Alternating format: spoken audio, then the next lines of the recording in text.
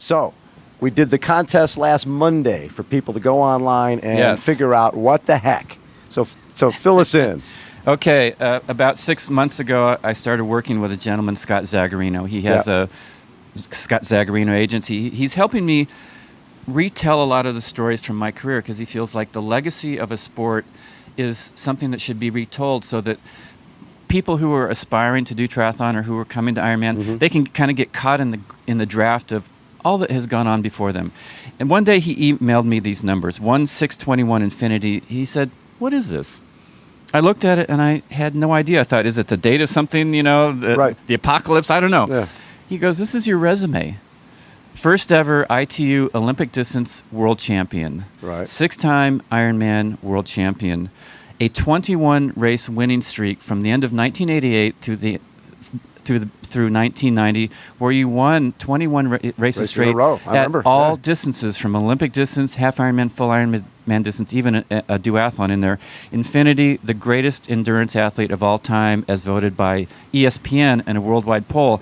And he said, I'm not sending you these to sort of toot your own horn. He said, this is one great part of the legacy of the sport of triathlon that maybe some people have forgotten, and I think they'll remember it when they see this. Legacy of a sport is not built by one athlete. Right. It's not built by one particular race finish. 1989, Dave Scott and I, that was great. That's not the only legacy in our sport. It's Dave Scott's 6 Ironman wins. It's Natasha Bodman's 6 Ironman wins. It's Paula Newby coming back the Frazier. following year. Yeah, Paula Newby Frazier, 8 Ironman wins, doing a time when she set her best time. That world record held for 17 years. Yeah. People don't know that. Yesterday, Patrick Lang going for the first time in the history of Ironman Hawaii, sub 240 on the marathon, finishing 3rd place. That's part of that has become the legacy. Absolutely. Jan Frodeno, an Olympic gold medalist in Beijing, now a 2-time Ironman champion, finishing in the 3rd fastest time ever on this course. Yep. Daniela Reef, blowing away anything that any other woman has done out here with her finish time, 8:46. She has people shaking their heads, going, that is so beyond.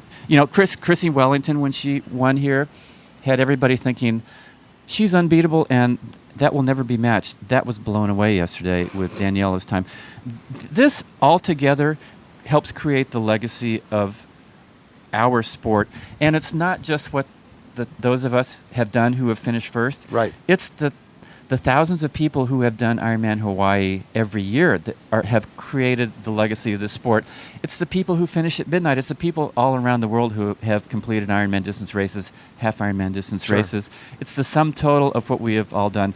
The legacy of a sport is like the soul of the sport. It's the measure by which we gauge our involvement with it. And this is just one part of it, a part that I'm proud of, a part that I'm excited that I can continue to share with people.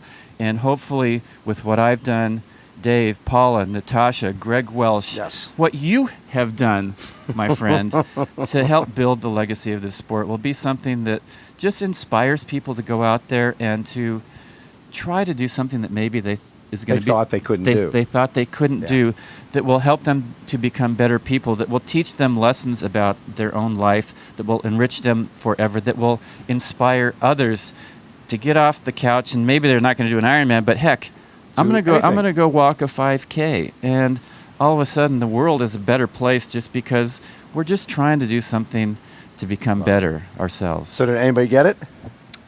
I looked 2 days ago. We had one guy who actually guessed it. I'm going to have to go through all of the answers. There were so many people that were close.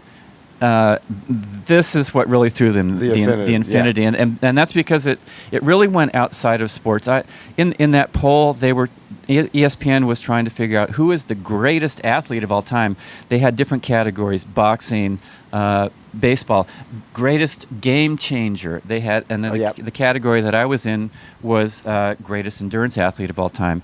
I was up against a number of people, probably the best known, Diana Nyad, who was the only Yep. person to swim from Cuba Yep. to the United States, the world record holder in the marathon, the first woman to win the Sure. Badwater Ultramarathon. ultra yeah. marathon.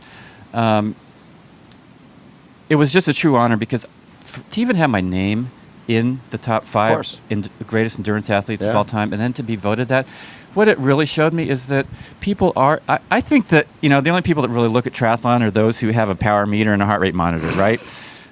It showed me that it's so wrong. People are looking at what we do in this sport, and they through that poll, it just affirmed and acknowledged to me that people are saying, "Wow, what you guys do is really incredible," and we want to honor that by saying what you did personally was something that went beyond anything that we can compare in endurance and athletics. I was humbled by that. Love that. I was just humbled by that, and I still am. Grip Man, always, always, always a pleasure to have you on. We had another great race, and nobody better to talk about it than the 6-time Ironman World Champion, Mr. Mark Allen, Poncho Man. Take us out. Yeah. It's Aloha Sunday. We barely made it through Saturday. Oh yeah. It's breakfast with Bob and brother Mark Allen.